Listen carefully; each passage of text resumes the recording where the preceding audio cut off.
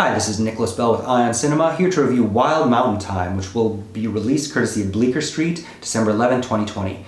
Notably, Wild Mountain Thyme is the third directorial effort of John Patrick Shanley. Mr. Shanley, of course, is best known as the Oscar winner for his screenplay for Moonstruck back in 1987, which is getting a Criterion release this month. As a director, his debut was Joe versus the Volcano with Tom Hanks and Meg Ryan. He didn't direct a film again until 2008's Doubt with Meryl Streep and Viola Davis and Amy Adams, of course adapted from his own screenplay. And now here we are in 2020 with Wild Mountain Thyme, which is an adaptation of his own 2014 Broadway play Outside Mallinger. So when the trailer for this dropped in November, there was a lot of backlash considering the Irish accents of the cast, even though Jamie Dornan, who is actually Irish, stars. And it's my understanding that the Irish press upon the original Broadway debut weren't too kind to this film, which is a very old-fashioned narrative, which I think works if it wasn't set in modern times and didn't star two people that absolutely look like they cannot be farmers, and with other cast members that definitely are not able to pull off the Irish accent.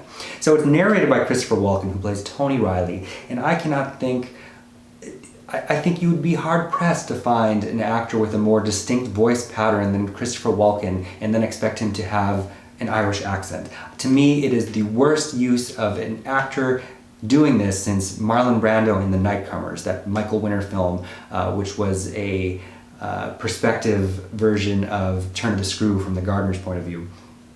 But here Mr. Walken is Tony Riley.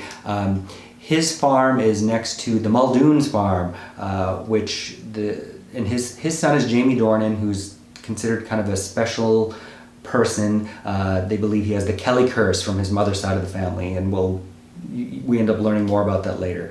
But the farm adjacent to them is the Muldoon farm, and Rosemary Muldoon, played by Emily Blunt, has been in love with Anthony Riley since she was a girl, but he believes he's not worthy of love. Come to find, he has a very fascinating reason for why he believes he's not worthy of love. That said, Christopher Walken realizes he's getting older, doesn't believe that his son has the capacity to take care of the farm on his own, and so tries to sell it to a wealthy American nephew, Adam, played by John Hamm, who comes over, and this instigates Anthony to kind of get his shit together and prove that he is capable. This also allows Rosemary to move in and express her romantic inclinations for him.